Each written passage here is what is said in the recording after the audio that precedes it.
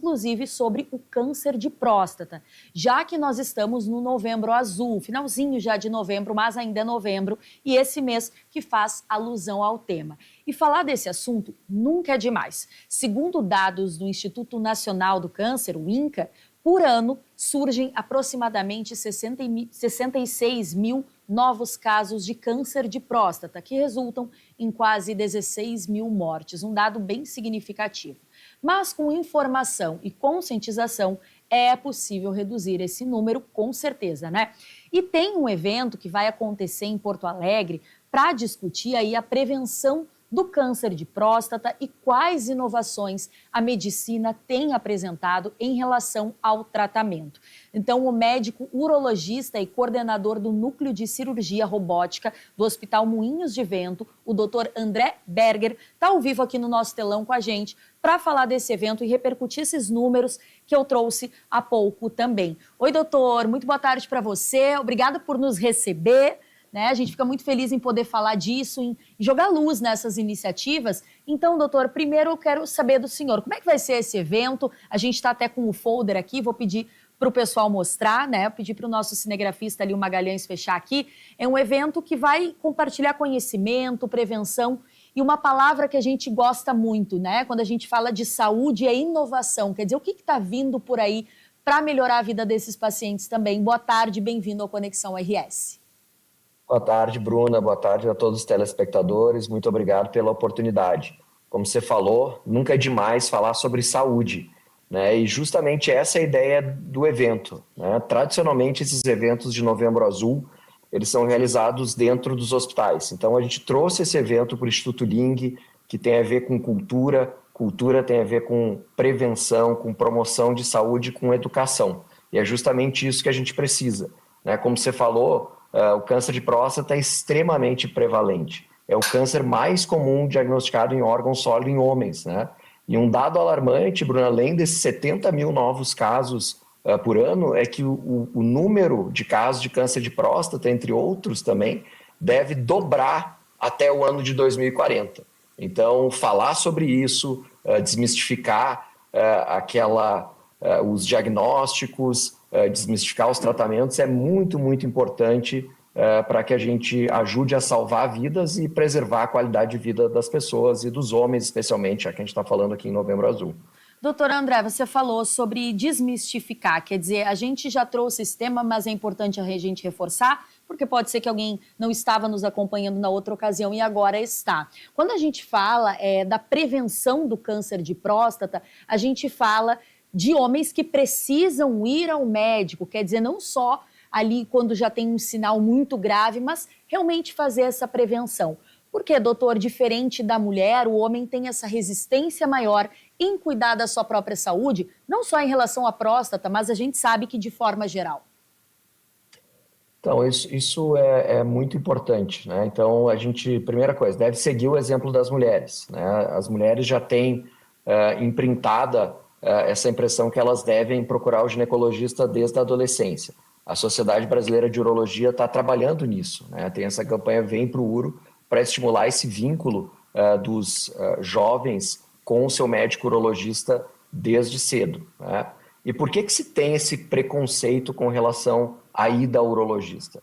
Tem várias explicações para isso, né? A começar pelo exame, né? Tem o exame de toque retal, que em muitos casos é recomendado. Então, aqui no Brasil, aqui no Rio Grande do Sul, especialmente, se tem receio com relação ao exame de toque. Então, já começa pela avaliação inicial, que, aliás, é um exame super rápido, indolor, e que ajuda a diagnosticar problemas da próstata e também pode nos dar umas dicas com relação a problemas do intestino também. Os homens, eles são muito preocupados com o trabalho e com a sua vida cotidiana, que hoje em dia é super atribulada. Então, o diagnóstico de uma doença pode atrapalhar isso, né? Então, como é que ele vai trabalhar, como é que ele vai ter condições financeiras de se sustentar, de sustentar a sua família.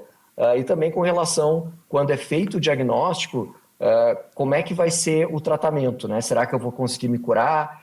E se eu ficar curado do câncer de próstata, será que as minhas funções, especialmente a função urinária e a função sexual, vão ser preservadas? Então, são muitos mitos muitos preconceitos que a gente tem que realmente combater, porque não são verdade, né? Então, por exemplo, o câncer de próstata, quando é diagnosticado inicialmente, ou seja, quando ele está só na próstata, tem uma chance de cura de mais de 90%. Hoje em dia, a cirurgia para o câncer de próstata é super rápida, a gente faz em cerca de 40 minutos.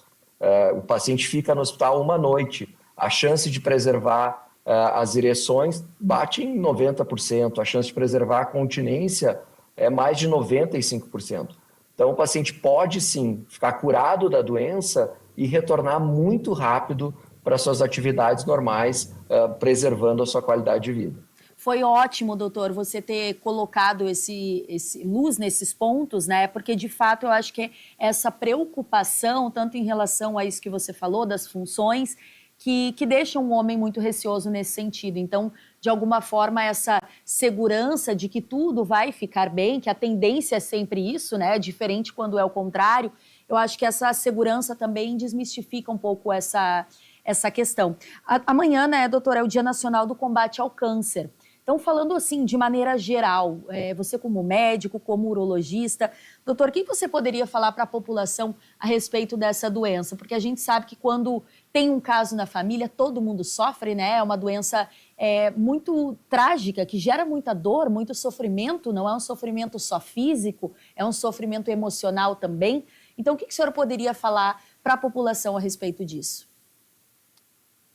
Sem dúvida, né? O diagnóstico do câncer de próstata, o diagnóstico do câncer em geral, ele acaba abalando as estruturas pessoais, as estruturas familiares, justamente pelo cenário de incerteza, né? A questão da cura, qual que vai ser a repercussão, quanto tempo vai demorar para se recuperar, será que eu vou precisar fazer quimioterapia, será que eu vou precisar fazer cirurgia, e como é que isso vai repercutir na minha vida. Então, são realmente várias questões e várias preocupações legítimas.